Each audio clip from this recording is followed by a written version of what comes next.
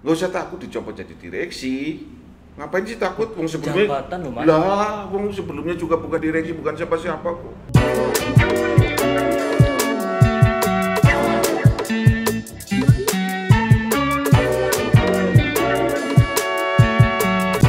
Saya sebetulnya gini Mas, kalau cerita saya Mas ya, saya itu SD, SMP, SMA nang Purbalingga.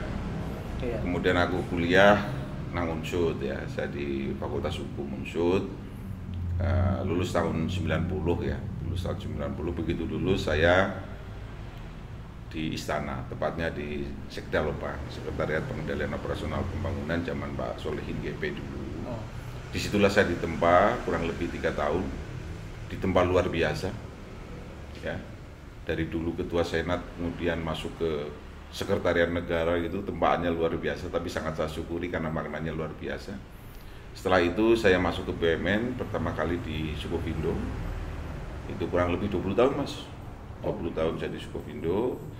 Terus kemudian saya diberikan amanah oleh Pak Menteri waktu itu menjadi Direktur SDM dan Keuangan di kawasan industri Medan. Di Medan, saya pernah di Medan. Kemudian setelah itu saya diangkat menjadi Dirut di kawasan industri Medan. Setelah itu saya pindah lagi menjadi Dirut di PT Pandagara Raksa yang urusan logistik, yang tentunya erat sekali hubungannya dengan Bulog. Kemudian setelah itu saya ditugaskan kembali menjadi Direktur SDM Umum Kereta Api Indonesia ya.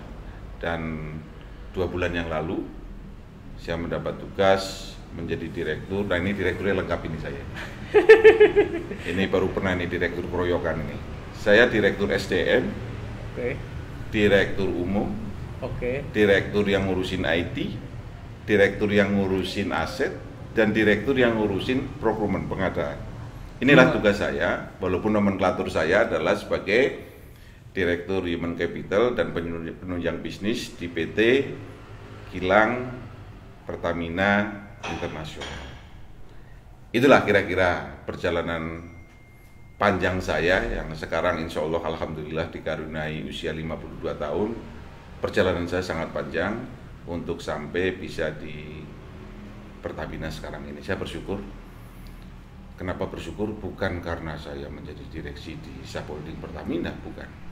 Tetapi bekerja di Pertamina itu bukan untuk diri kita, bukan untuk KPI, bukan untuk Pertamina, tetapi untuk Merah Putih. Mas, orang kan kebanyakan sok heran ya. Jane BBM Iya. itu regane munggah mudun, Munggah terus mudun. kemudian ada kekosongan itu ya. Iya. Mumpung ana wong Pertamina ya. Nah, iya. Sebenarnya apa Mas penyebabnya? Lah kalau munggah mudun menduan besir kan munggah mudun ya. Artinya bukan sesuatu yang aneh bahwa harga BBM itu bisa naik bisa turun, karena ini tergantung kepada harga minyak dunia. Di mana sebagian sekarang ini bahan baku kita kan masih import ya. Oleh karena itu sangat dipengaruhi oleh crude ya, harga minyak mentah yang ada di dunia. Kalau di dunia naik ya otomatis kita ikut naik gitu ya. Kalau turun ya turun gitu. Intinya adalah naik turunnya sebuah harga itu sangat ditentukan oleh ya sumbernya ya. Kalau sumbernya memang naik ya otomatis biaya produksi menjadi naik juga, akhirnya dijualnya juga naik. Oh, okay. Itu sih biasa aja. Memang mekanisme pasarnya begitu ya. Iya, demand supply biasa itu. Mas, kemarin saya baca soal bioenergi. Bioenergi ya.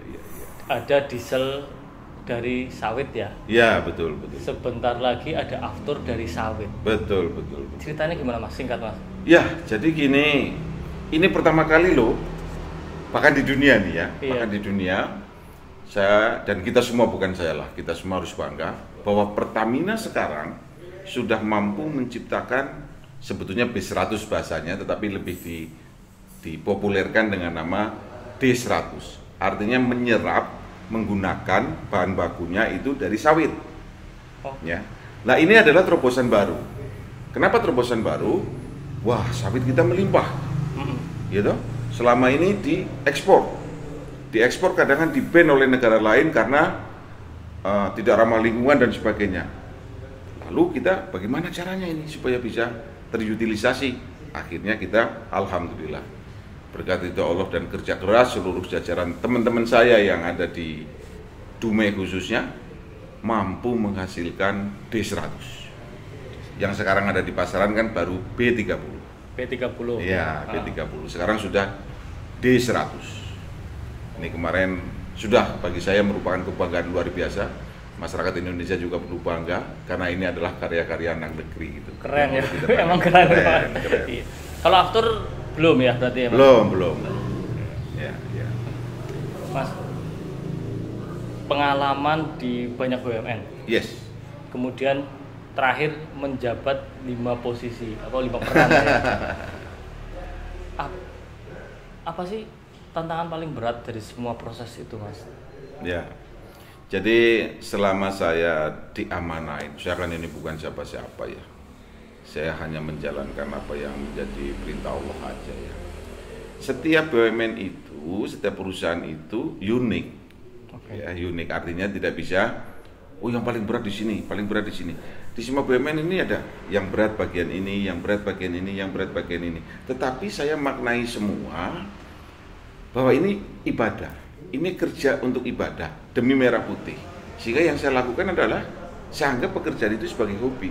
Sehingga saya keluarkan seluruh kemampuan saya, sebetulnya bukan kemampuan saya, tapi kemampuan yang Allah berikan kepada saya gunakan untuk memanage sebuah perusahaan itu gitu. Jadi intinya kalau cerita yang paling berat mana? Ya semuanya berat lah. Kalau jadi imam itu kan paling berat ya. Nanti kalau mati kan ditanya dulu itu kan. Iya. Pemimpin itu kan ditanya dulu itu kan. Itulah yang sebenarnya sangat berat. Sehingga menurut saya kalau mendapat amanah seperti itu bukan pesta-pesta syukuran, tapi menurut saya ya innalillahi juga gitu ya. Karena dengan tugas itu tanggung jawab kita menjadi lebih berat. Iya. Tapi pengalaman yang paling menarik mana, Mas? Wah, semuanya ada yang menarik ya. Di Sukovindo pada waktu itu terpaksa kita harus melakukan golden second 998 orang, diancam dibunuh dan sebagainya biasa. Di kawasan industri Medan, tahu sendiri Medan lah ya. Ya seperti itulah ya. Kemudian di PGR sama seperti itu. Di kereta api kita melakukan transformasi luar biasa ya. Yang dulu barangkali kalau naik kereta itu ada ayamnya gitu ya. Wis cukup nganggo koran tuh yang turun kono, sekarang nggak bisa lagi. Satu orang harus satu tempat duduk gitu ya. Dan alhamdulillah yang dulunya kereta api rugi sekarang untung luar biasa tahun 2019.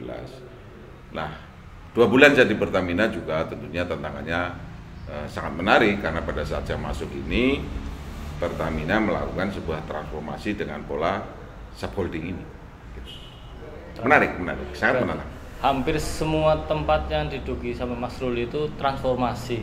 Iya. Nah, pertanyaannya malah kayak gini, Mas. Yang bikin Mas Rul itu transformasinya bisa sampai sekarang itu apa?